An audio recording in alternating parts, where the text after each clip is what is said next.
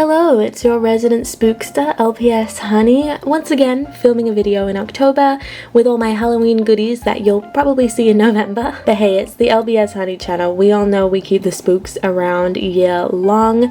So, welcome, and today's video isn't even to do with Halloween, I just love the aesthetic, but we're doing another LPS restoration. If you saw my first video, I took a bunch of LPS that needed repainting, restoring, all of that, and we gave them a new little lease on life, and today I thought I would continue that with our second episode. And the second episode's kind of going to be a special episode because we're focusing on Jumbo LPS. Yes, Jumbo LPS, the big boys of Littlest Pet Shop. I love jumbo pets. I have quite a few in my collection, some better off than others because I've bought all of them secondhand, and while some of them are pretty well looked after, others are covered in ink and markers and just a lot. That's because they were made to be drawn on. That was the whole part of the gimmick. It came with markers and stickers and it was to express your creativity, but as a collector, I'm like, ooh, I'm gonna need that to get out. So today I have a total of 3 Jumbo LPS that need a bit of help, ranging from a small touch-up repaint all the way to a full-on makeover. This guy, trust me, he needs help. The first pet is this Jumbo pig, and it might look actually really good from a first glance, and it is. However, you might notice there's some scratching on his right eye, so we're going to be repainting that today. He also is quite dirty, just your usual grit and dirt. Nothing serious, but we're going to give him a clean as well. This is what I call our easy restoration for today's video. Very minimal work needed. Moving on to the next pet that needs our help, we have this Jumbo penguin. Amazing colors, so stunning. Just like our pig, he's a bit dirty, needs some marks removed and overall dirt and grime, but he also has a bit of a problem on the top of his head. This is pink mold, or pony cancer. What? I didn't name it, guys, yeah, but it may also be pink marker, I'm not completely sure. Either way though, it needs to be removed. It's pink marker, that sucks, it's a stain and I'm hoping to get it out, but if it's pink mold, it's something that I am a little worried might spread, so I definitely want to treat this LPS because I have been kind of quarantining him and keeping him away from my other pets. So this guy is more of a medium difficulty when it comes to restoring, mainly because I have never removed marker stains or pink mold before, and it can be a pretty tedious process. There's a couple different methods to removing this kind of staining, and I'm going to take you guys along with me because I know a lot of you guys have asked me to talk more about this pink mold epidemic, and I definitely will, but first and foremost, I actually need to try and remove it for myself before I give anyone any tips. This guy's getting the treatment and you guys are going to see how that turns out firsthand. Third and final pet is the most difficult, and he is a mess. If you've not seen this pet before, you might think he doesn't look too bad, but let me show you. So here's what mine looks like, and here's what he's meant to look like. Very, very clean. As you can see, mine has a lot of additional designs. Thankfully, a lot of the designs on the head are actually stickers, which hopefully will be able to be removed fairly easy. But what makes this pet difficult is the things like the glitter glue and marker stains. He has glitter glue all along his feet. The bottom of his wings have been colored in with this red marker. He also has marker and glitter glue along the top of his head, but he also has a full-on butthole, and God knows what Celtic ritual symbol this is. The stickers also extend to the back of the pet as well. Whoever owned this pet before me really got their money worth in the decorating part. This guy definitely needs a lot of help, so he's going to be the most difficult restoration out of all 3 pets. It's so big I can't even fit all 3 of them on camera, holy cow. I'm definitely nervous, especially with the markers and staining, but like I said, I'm trying some new methods and I want to bring you guys along, so these are the 3 Jumbo pets we're going to be restoring today. And hey, hopefully you guys can pick up some tips and tricks as well to maybe help restore some of your LPS. I hope it works out because I'm definitely nervous about that pink mold and staining, but here we go. Starting off with our Piggly Wiggly, she was pretty dirty, and I decided to use some magic erasers because I'd never used them before on Jumbo LPS, and I had heard some pretty good things about how they were able to get a lot of marks off. And while it did actually get a lot of dirt and grime off the pet, the harder to remove scuff marks were still there. So I decided to use nail polish remover on them, my tried and true method. Obviously, if you are using nail polish remover, be careful, make sure to wash your pet after as well. But this got off most of the marks, and then I actually noticed her snout was kind of missing some paint, so I thought I might as well paint those areas as well. I gave her a quick wash to get off any excess nail polish remover like I mentioned. And once she was all clean and dried, it was time to start painting. For her painting, I did mainly focus on her right eye, as that was the main damaged area with these big white scratches. I went in and kind of mapped out where needed to be painted using black acrylic paint, and of course cleaning up where needed. I then went in with a smaller brush just to do another coat over these lines. I then wanted to go in and paint the darker pink areas because a lot of them had small little paint chips. Thankfully, the pink paint that I used was actually a perfect color match. If you're watching the clips, it goes on a little lighter, but it actually dries the perfect color match, which I love. So I ended up painting the snout, the hooves, and the tail as well, because all of them had like slight little paint chips, and I just wanted them to look more cohesive and less patchy. So I did a couple coats of that, and then the painted areas I resealed with a matte Mod Podge, and she was done. Moving on to our penguin, he also got the magic eraser and acetone nail polish remover treatment to remove the dirt and grime and any stubborn marks that were mainly on the back of him. As for the acne treatment, this is what I'm using. It is benzoyl peroxide. I really struggle with that, but it's 10%. You apparently need 10% for it to work. So I gave him a rinse, washing off any nail polish remover that was still left over, and applied the benzoyl peroxide directly onto the pink stains. Now, I thought I covered this pretty well and put him out in direct sunlight to have his treatment. I left him out there for about 2 to 3 hours and thought maybe that would be enough. I've never used this treatment before, so I wasn't sure how strong it would actually be, especially with the Australian sun. Our UV index is very high. However, this treatment was not long enough, so the next day I put him out again for another 7 hours, just out there baking in the sun. This little guy was getting a tan. But after those 7 hours, the results were a lot better. Like, the stains were virtually gone. I was so shocked. Obviously happily shocked, because I didn't know if this was going to work or not, but it was a miracle, honestly. As you can see, the stains are a lot better. It's time to tackle the owl. So I started by removing the stickers, and I thought they were coming off really easily.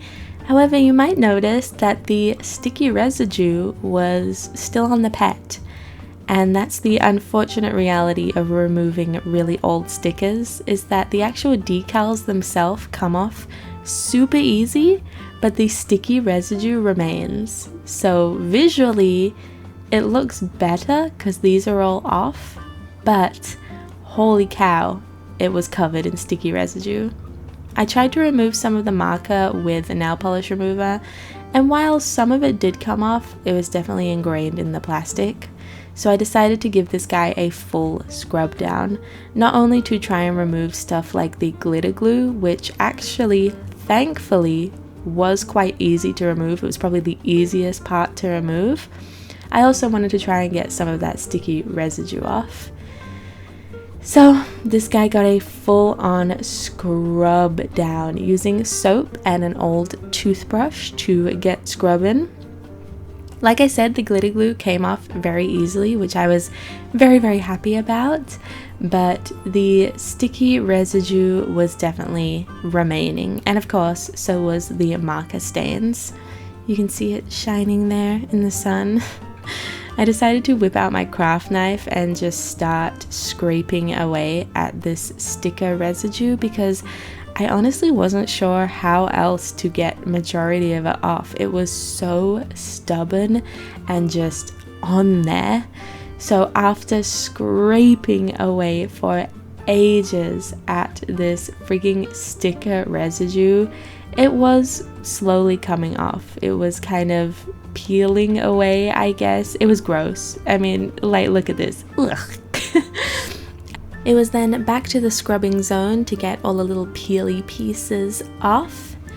I also decided to give him a hot soak to hopefully get any final pieces off. Giving him, I think, the third scrub at this point, finally got it all off. I set him outside to dry with his penguin friend because he was quite wet. And then it was finally time to start working on the stains because he was looking so much better.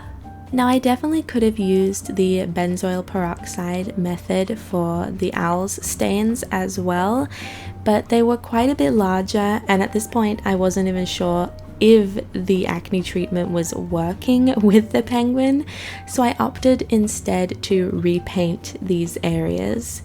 I tried my best to color match the different shades of blue, and I think I did a decent job. It definitely took me a couple coats to cover up the stains because they were quite a dark red and it was very deep in the plastic. The stain on his butt was definitely a lot easier because it had faded a lot more and I didn't have to be as careful because it's not an area you're going to see a lot. But the areas on the wings and of course along the top of the head, I did have to do multiple coats for, trying to be relatively careful and trying not to make it too streaky because at the end of the day I wanted this to blend in with the plastic and look as natural as possible.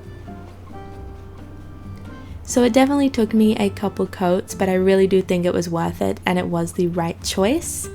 I also went in with a lighter kind of slightly aqua blue to clean up the top feathers because they also had a bit of red on them, and of course I wasn't the neatest when I painted the first coats of darker blue, so I did have to touch it up, which I was completely fine with, and that was all part of the process.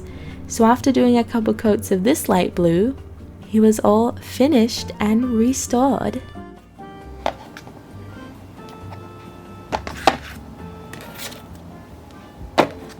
It has been done. All three pets have now been restored, whether that is through cleaning, chemical treatments, or repainting. I am very happy with how these pets have turned out. So let's take a look at their new, I guess, refreshed and restored looks.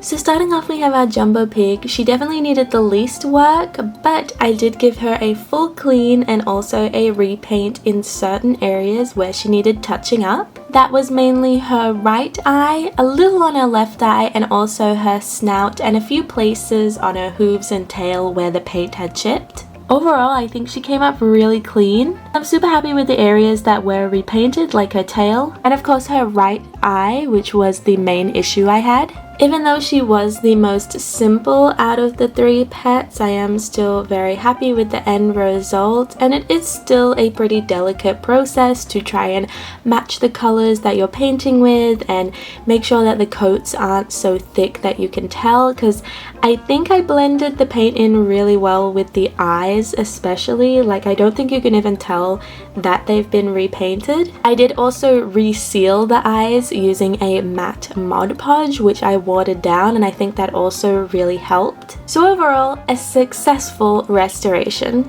Moving on to our second restoration, we have our jumbo penguin. This one I classed as kind of a moderate restoration because even though it didn't require any repainting, it was still the first time I have ever used acne cream and the sun bleaching process. So it was something completely new for me because I've repainted pets before, I've cleaned pets before, but I've never used this chemical process, and I was quite nervous about bleaching the pet and if it would even work at all.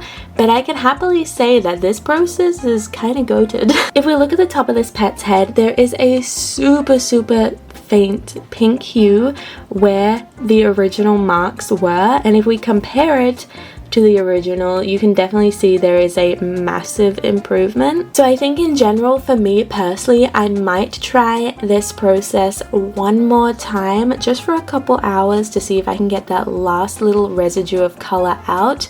But in general, I am incredibly happy with how successful this method is. Now that I've tried it and it actually does work, I am going to be going ahead and making a full video on this process and how to treat LPS stains, and I'm going to be using a bunch of other LPS that I have that have marker stains, pink mold, etc. because like I said, you guys have been requesting a pink mold specific video, so now that I can confidently say this method works, I will be doing a whole video on it. Even looking at him just like this, even with that really slight pink hue, you probably wouldn't even be able to tell. So I'm happy with how he is right now, but like I said, I am going to do another small treatment in my own time, but I wanted to show you guys him as he is now because I think just even at this stage he's great. And finally, our biggest restoration, the biggest hurdle for this video, our jumbo owl.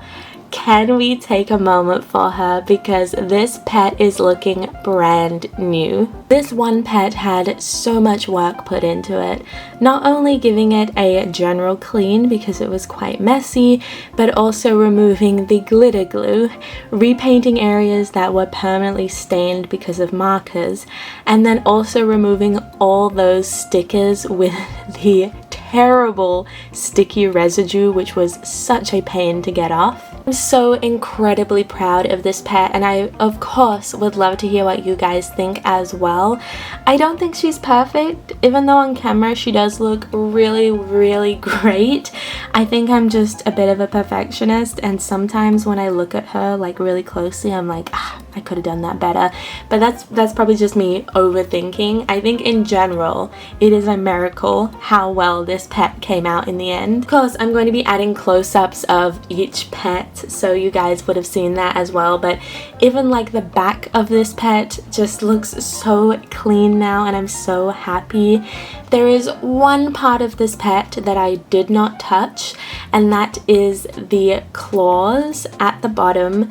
I did not repaint the bottom of this pet's feet, and that's because I really wasn't sure how to go about it with all the writing and the smudging and everything. I was just kind of perplexed on what to do there, so I did end up leaving that part of the pet as it was, but it's on the bottom and it truly does not bother me.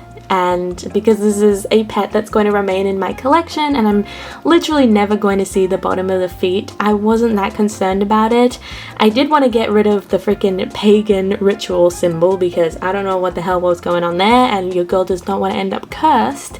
So I did paint over that part, but the actual orange little claw feet themselves remained as they were. Please let me know what you think of this pet and all of the pets that we restored today. It was a learning experience for me and an educational, hopefully, experience for you guys, especially with the chemical bleaching. That was a whole new thing for me, and just I've never restored jumbo LPS before. I've done some smaller LPS, which I think are easier because usually the areas that need restoring are a lot smaller. But with these jumbo pets, it was definitely new territory for me. Of course, the plastic is different, so you just never know how the paint is going to react. But I think in general, I am just so pleased with the outcome. But let me know what you think. Like I said, these jumbo pets can go for some really high prices, so being able to save myself a lot of money by buying damaged ones and fixing them up myself has been so worth it, and I definitely recommend it if you are comfortable doing this process, and it's a great way to save money, honestly. Like, the jumbo owl alone goes for several $100s, and I got mine in a lot with a bunch of other LPS for $39. So this process has definitely saved me a ton. But I want to take a moment and say thank you all so much for watching this video. I hope it was enjoyable, educational, just interesting in general to see how I kind of brought these pets back to their former glory. I'm definitely going to be doing more restoration videos in the future, and like I said, I will have a whole video dedicated to the pink mold debacle and my solutions for that. I really enjoy doing these restoration videos, and I hope you guys do as well. So if you enjoyed this video, like always, please do not forget to like, comment, and of course subscribe. It lets me know that you guys do enjoy this video, and it makes me want to make more. So yeah, thank you all so much for watching, and I will see you in my next video. Until then, bye guys!